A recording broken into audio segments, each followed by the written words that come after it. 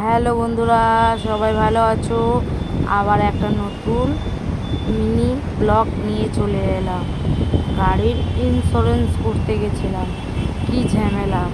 আমার বর বলেছে আধার কার্ড লাগবে, তো আমি আধার কার্ড নিয়ে গেছি।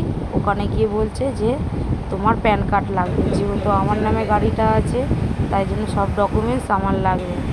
তো আমার আবার বান্ধবীকে ফোন করে বলে আবার নিয়ে এলাম না, সরি, হোয়াটসঅ্যাপে পাঠিয়ে দিল।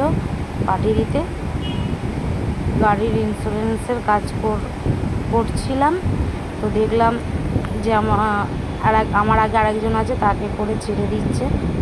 বললো একটু দাঁড়ান, তো আমি কী করলাম, গাড়ির হাওয়া দিয়ে নিয়ে এলাম আর গাড়ির তেল ভরে নিয়ে চলে এলাম।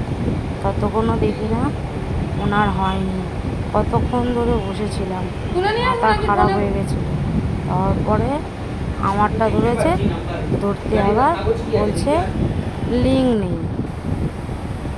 আরও গেল মটকা গরম হয়ে। এতক্ষণ ধরে বসে থেকে বলছে এখন গাড়ির কি লিঙ্ক নেই, এখন হবে না গাড়ির কাজ, বসে থাকো। আবার বসে থাকলাম, আমাকে আবার কী সব কাগজ মগজ চাইছে। আমি তো মাথার মুন্ডে এগুলি কিছুই বুঝি না।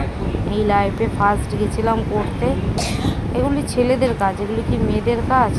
তবু আমি চেষ্টা করি, আমি সমস্ত কাজই করি। আমার বরকে দিয়ে বলতে গেলে কোনো কাজই করায় না, সমস্ত কাজই করি আমি, A to Z। সংসারের কাছ থেকে বলো, বাইরের কাছ থেকে বলো, ছেলের স্কুলের কাছ থেকে বলো, সমস্ত কাজই আমিই করি।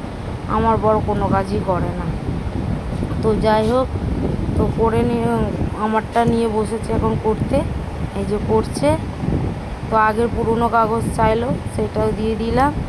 দিয়ে দিতে তোমার গাড়ির নাম্বারের সাথে ম্যাচিং করছে না, কম্পিউটারে কী সব বলছে মাথার মুন্ডু। আমার তো মাথায় কিছু ঢুকছে না, মাথার ওপর দিয়ে চলে যাচ্ছে। তো যাই হোক, তো চাইলো, দিলাম আধার কার্ড, প্যান কার্ডটা তোমার আমার মোবাইলে ছিল, বললো দিতে, দিলাম। দিয়ে বলছে হয়ে গেছে, তোমার কাজ শেষ, দাও এবার করে 900 টাকা।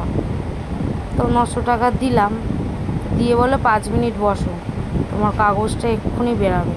5 মিনিট বলতে আমাকে আধা ঘন্টা বসিয়ে রেখে দিল।